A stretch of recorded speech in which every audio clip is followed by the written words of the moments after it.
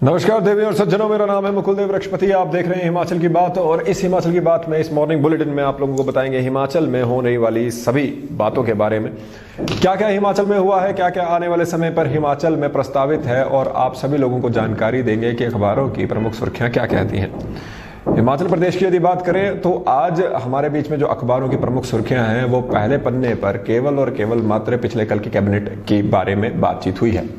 बहुत से हमारे इलेक्ट्रॉनिक मीडिया के जो हमारे पत्रकार हैं वो उन्हें शायद बुरा लगा होगा कि कुछ बड़ा बंदिशें यहाँ पर नहीं लगी, क्योंकि काफी ज्यादा लोगों को ऐसा लग रहा था कि यहाँ पर बहुत बड़ी बंदिशें लगने वाली हैं।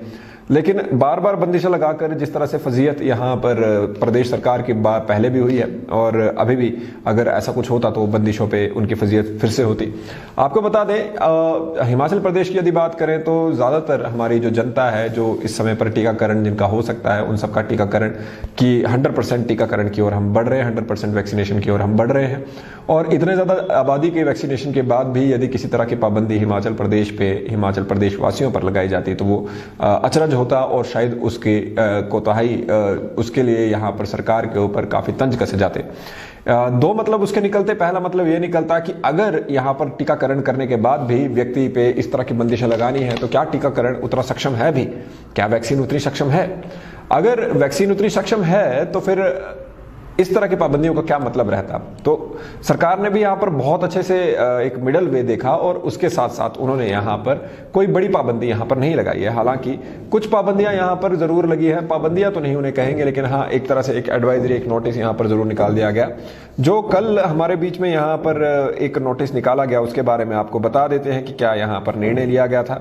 और आप लोगों से अनुरोध रहेगा कि स्ट्रीम को शेयर करें ताकि आप लोगों को बाद में इस निर्णय को समझने में दिक्कत ना आए। सबसे पहले तो जो स्कूल हमारे बीच में यहाँ पर 28 तारीख तक बंद थे उन्हें 5 सितंबर तक यहाँ पर बंद कर दिया गया है। तो 2 पॉइंट का एक हमारे बीच में अधिसूचना आई थी, नोटिफिकेशन आई थी और वो 2 पॉइंट की नोटिफिकेशन में पहला पॉइंट यही था कि school shall remain close except residential school, यानी कि जो रेजिडेंशियल स्कूल है उनको छोड़कर बाकी सभी स्कूल 4 सितंबर 2021 तक बंद रहेंगे। इसमें टीचिंग और नॉन टीचिंग स्टाफ को यहाँ पर आते रहना है, पहले भी ये बोला गया था, अभी भी यही बोला गया था और एसओपी का पालन करना है जैसे कि हमेशा कहा जाता है। इसके साथ दूसरा पॉइंट लिया गया था कि social, academic, entertainment, cultural, political, religious और हर अलग तरह की जो ये रैली वगैरह रहती है उसमें 50% कैपेसिटी इंडोर और ओपन स्पेसिस में भी 50% ही जो कैपेसिटी है उसके साथ आप उसे ऑर्गेनाइज कर सकते हैं। ये ऑर्डर उस समय पर आया है जब हिमाचल प्रदेश में जन आशीर्वाद यात्रा करके इस समय पर जो केंद्रीय मंत्री अनुराग ठाकुर गए हैं। तो उसके बाद हमारे बीच में अब ऑर्डर है कि 50% इंटरनल और 50% बाहर आप यहाँ पर इस कैपेसिटी के साथ आप यहाँ पर कोई भी चीज कर सकते हैं। तो 50% इंडोर और 50% आउटडोर, ओपन स्पेसिस में भी 50% और इंडोर में भी 50%, चाहे फंक्शन हो social, academic, entertainment, cultural, political, religious या कोई भी तरह का। स्कूल हमारे बीच में 4 सितंबर 2021 तक बंद कर दिए गए हैं, 5 सितंबर तक एक तरह से तक बंद किए गए हैं, 5 सितंबर को खुल जाएगा। तो ये हमारे बीच में 2 नोटिफिकेशन है। इमीडिएट इफेक्ट से इसे लेने की बात की गई थी और उसके साथ साथ हिमाचल प्रदेश में बहुत ऐसी चीजें हुई हैं जिसके लिए और मतलब इस बारी की कैबिनेट जो है बहुत प्रोडक्टिव रही। पहली बारी कैबिनेट ने कुछ यहाँ पर ऐसा निर्णय नहीं लिया जिससे लोगों को मुसीबत हो। यहाँ पर 5 सितंबर तक विद्यार्थियों को स्कूल बंद रहने की बात तो हुई, उसके साथ स्कूल कॉलेजों में 4000 शिक्षकों के पद भरने और डिग्री कॉलेज के लिए 1 सितंबर से नियमित ऑनलाइन कक्षाएं लगाने को भी कैबिनेट ने मंजूरी दी है।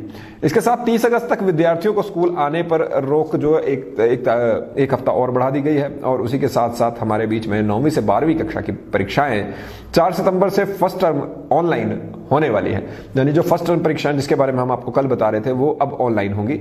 और सितंबर के पहले हफ्ते में एक कैबिनेट दोबारा है जिसमें अगर कोरोना के संक्रमण के मामलों की समीक्षा करने के बाद स्कूलों में विद्यार्थियों को खोला जाएगा या नहीं उस पर फैसला लिया जाएगा। और सूबे में कोरोना के बढ़ते मामलों पर सरकार ने सभी जो कार्यक्रम है इंडोर और आउटडोर उस पर 50% करने का निर्णय लिया है।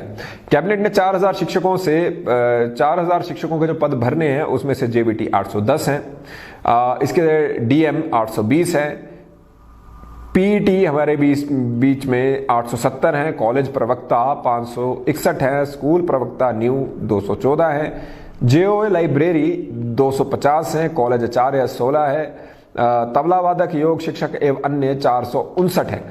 और बड़ी बात यहां पर रहती है 8000 की मल्टीटास्क वर्करों की भर्ती पर अभी भी हालांकि संशय बना हुआ है। और यहां पर जो शिमला है उसके 30 साल का जल संकट दूर करने के लिए 1813 करोड़ रुपए के एक प्रोजेक्ट को भी मंजूरी दी है। तो बड़ी खबर हमारे बीच में कैबिनेट की यदि बात करें तो 5 सितंबर तक हमारे बीच में सभी स्कूल बंद रहेंगे। दूसरी बड़ी खबर अगर यहां पर देखा जाए तो 4000 शिक्षकों की भर्ती होगी। तीसरी बड़ी खबर कि किसी भी प्रकार के आयोजन, चाहे वो पॉलिटिकल हो चाहे किसी भी और प्रकार का हो, उसके दौरान आप सभी लोग 50% क्षमता के साथ इंडोर या आउटडोर की भीड़ की क्षमता उसमें रहेगी। तो अब हमारे बीच में नौकरियों का एक बड़ा पिटारा यहां पर खुला है। और अगर इसके विश्लेषण किया जाए तो ये जरूर कहेंगे कि इस बार ये बहुत अच्छे से किया गया कि अगर कोई और पाबंदी लगाई गई होती और हिमाचल वासियों पर लगाई गई होती तो सीधा सीधा मतलब उसका यह निकलता कि हिमाचल में जो वैक्सीन लग रही है वो किसी तरह सक्षम नहीं है। 4 जिले, क्षमा चाहेंगे 4 से 5 जिले हमारे बीच में 100% वैक्सीनेटेड अपने आप को घोषित कर चुके हैं। और उसी का मतलब यह भी है कि बाकी जिलों में भी वैक्सीनेशन अच्छे स्तर पर चल रहा है और 90% से ऊपर है और कुछ दिनों की बात है वो भी 100% के नजदीक पहुंच जाएगा। यदि यहां पर अभी भी कोई और बंदिश लगाई गई होती तो उसका सीधा सीधा मतलब यह निकलता कि वैक्सीनेशन उतनी कारगर है ही नहीं। चलिए बहरहाल आगे की ओर बढ़ते हैं। अभी के लिए आप लोगों को जैसे हमने बताया कि कैबिनेट के क्या निर्णय लिए गए, अगर आपको ये सूचना महत्वपूर्ण लगी हो तो स्ट्रीम को अवश्य शेयर करें और जितना ज्यादा हो सके शेयर करें। इसके बाद अभी की बात यदि करें तो हिमाचल प्रदेश में महामहिम राष्ट्रपति महोदय पहुंचेंगे। आपको बता दें कि 16 और 17 तारीख को हमारे बीच में एक विशेष विधानसभा का सत्र रखा गया है। उस सत्र के लिए और राज्य के स्वर्ण जयंती समारोह के उपलक्ष्य में हिमाचल प्रदेश उन्हें आमंत्रित किया गया है। तिथि हालांकि निर्धारित नहीं है, ऐसा उम्मीद की जा रही है कि उसी सत्र के दौरान ही आएंगे। और इसके लिए प्रदेश कैबिनेट ने मंगलवार को सहमति दी और मुख्यमंत्री जयराम ठाकुर ने कहा कि विशेष सत्र बुलाने का विचार 16 और 17 तारीख का है और उम्मीद करते हैं कि वो होगा। तो आपको बता दें राष्ट्रपति हिमाचल प्रदेश आ रहे हैं और हिमाचल प्रदेश की ओर से जैसे हमने आपको यहाँ पर बताया कि जो नई कैबिनेट है इसमें नए पदों को, जो कैबिनेट हुई थी उसमें पदों को यहाँ पर भरने की बात हुई है। हिमाचल प्रदेश के 2 युवक, सरकाघाट के 2 युवक, मंडी के 2 युवक हमारे अफगानिस्तान में फंसे हुए थे, उसमें से नवीन अपने घर पहुंच चुके हैं और अपनी रूह कपा देने वाली आप बीती उन्होंने यहां पर सुनाई है। उन्होंने कहा कि एयरपोर्ट तक पहुंचना सबसे भयंकर था और भगदड़ में पैरों के नीचे बच्चे तक आ रहे थे। अफगानिस्तान की बात जब वो बता रहे थे तो उन्होंने कहा कि 2 दिन तक उन्होंने बिस्कुट खाकर यहां पर गुजारा किया और कई बारी मौत से उनका सामना हुआ। उसी के साथ साथ उन्होंने ये भी बताया कि क्षमा चाहेंगे राहुल जो दूसरे यहाँ पर युवक हैं वो यहाँ पर पहुँच सकते हैं, आज पहुँच सकते हैं। सरकाघाट के राहुल कतर के दोहा एयरपोर्ट से दिल्ली के लिए रवाना हो गए हैं और उनके पिता बलवंत सिंह बराड़ी ने बताया कि राहुल कतर से दोहा एयरपोर्ट से दिल्ली के लिए रवाना हो चुके हैं और शाम तक दिल्ली पहुंच सकते हैं। और उन्होंने ये भी कहा कि राहुल की बुधवार को सरकाघाट पहुंचने की उम्मीद, यानी आज सरकाघाट पहुंचने की उम्मीद है। प्रयास यही होना चाहिए कि जितने भी हमारे वहाँ पर भारतीय राष्ट्रीय हैं वो उन सबको, इंडियन नेशनलिस्ट हैं, उन सबको यहाँ से बचा के बाहर निकालना, सफलतापूर्वक हमें वहाँ पे बचाकर सुरक्षित बाहर निकालना हमारा यहाँ पर ध्येय होना चाहिए और वो ध्येय यहाँ पर चला भी हुआ है। बहरहाल अगली कहानी की ओर बढ़ते हैं। अगली हमारे बीच में जो स्टोरी है उसको भी आप तक पहुंचाएंगे। पीस मिल कर्मचारियों की बात भी यहाँ पर कर लेते हैं। 10 दिन की उनकी हड़ताल थी, कल उसका 8वां दिन था। कैबिनेट से उनको बहुत उम्मीद थी, कैबिनेट में कुछ नहीं हुआ, लेकिन उसके बावजूद उन्होंने यहाँ पर कैबिनेट में उम्मीद होने के, जो कैबिनेट में कुछ नहीं होने के बाद भी यहाँ पर उन्होंने अपनी जो यहाँ पर टूल डाउन स्ट्राइक थी उसे इस समय पर स्थगित कर दिया है। क्या यहाँ पर उनका जो मैसेज वो उनके द्वारा, उनके शीर्ष नेतृत्व के द्वारा यहाँ पर जो प्रोपेगेट किया गया है वो आपको पढ़ के सुनाते हैं। उन्होंने लिखा है कि सभी साथियों के ध्यान में लाया जाता है कि आज हिमाचल परिवहन निगम पीस मिल कर्मचारी मंच की कार्यकारिणी की वार्ता माननीय परिवहन मंत्री महोदय से सौहृदयपूर्ण तरीके से हुई। मंत्री महोदय के साथ माननीय प्रबंध निदेशक महोदय भी मौजूद थे। साथियों, मंत्री महोदय ने पीस मिल कर्मचारियों की मांग को मान लिया है और जल्द ही पीस मिल कर्मचारियों को अनुबंध पर ले लिया जाएगा, जिसके लिए मात्र सितंबर महीने की बात की गई है। साथियों, सितंबर महीने की 20 तारीख से पहले पीस मिल कर्मचारियों को अनुबंध में परिवर्तित कर दिया जाएगा। इसके पश्चात पीस मिल कर्मचारी मंच कार्यकारिणी ने मंत्री महोदय और एमडी महोदय का आदर सम्मान से धन्यवाद किया और उनके साथ पीस मिल कर्मचारी कार्यकारिणी ने टूल डाउन हड़ताल को 20 सितंबर तक स्थगित करने का निर्णय लिया है। अब इस पूरा बाकी का भी प्रेस नोट है, ऐसा है कि मैंने आधा ही पढ़ा है अभी, लेकिन इसके साथ साथ आपको एक और बात यहां पर बता देते हैं। जो तारीख यहां तक दी गई है उसमें बहुत ज्यादा संभावित है कि उस समय तक आचार संहिता हिमाचल प्रदेश में लग जाएगी। आचार संहिता यदि लग जाती है तो ऐसा कोई निर्णय सरकार नहीं ले सकती, और अगर ऐसा कोई निर्णय सरकार आचार संहिता लेने से पहले नहीं ले सकती तो आचार संहिता लगने के बाद उनके पास बहुत ज्यादा समय और मिल जाएगा। ऐसे में पीसमील कर्मचारी क्या करेंगे क्या नहीं, वो हालांकि उन पर है, उनके जो यहाँ पर निर्णय लेने की जो इनकी एक कमेटी है वो जो निर्णय लेती है वो लेगी, लेकिन जो अभी के लिए उन्होंने निर्णय लिया वो अगर देखा जाए तो यहाँ पर जो प्रेशर क्रिएट एक हो सकता था वो नहीं कर पाए, और सितंबर महीने तक का समय यहाँ पर उन्होंने सरकार और कैबिनेट को भी दे दिया है कि चलिए 20 सितंबर तक, सितंबर महीने में वो हो जाएगा। लेकिन अगर उसके बीच में, जैसे कि मैंने कहा कि अगर आचार संहिता लग गई तो सरकार ये नहीं कर सकती। बहरहाल क्या होता है क्या नहीं, कितना समय यहाँ पर और इंतजार करना पड़ेगा उन्हें, वो समय ही बताएगा। इसके साथ मंडी के विधायक अनिल शर्मा ने एक बार फिर से मुख्यमंत्री जयराम ठाकुर पर हल्ला बोल दिया है, मोर्चा खोल दिया है। उन्होंने यहाँ पर बगावत जो एक बार फिर से तेज कर दी है। एक सप्ताह में तीसरी बार उन्होंने मुख्यमंत्री जयराम ठाकुर पर निशाना साधा है।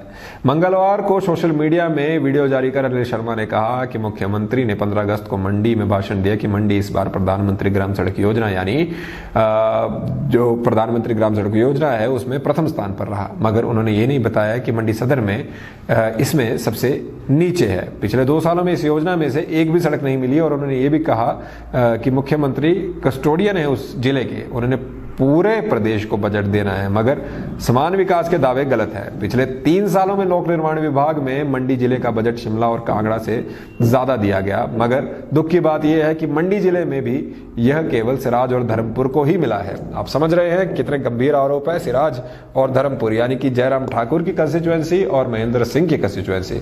यहाँ पर अनिल शर्मा ने सीधा मोर्चा एक बार फिर से एक हफ्ते में तीसरी बार मुख्यमंत्री जयराम ठाकुर पे खोल दिया है। इलेक्शन भी आने वाले और जिस तरह से मोर्चा खुल रहा है ऐसा आसान नहीं लग रहा कि वहां पे भारतीय जनता पार्टी की राह आसान हो।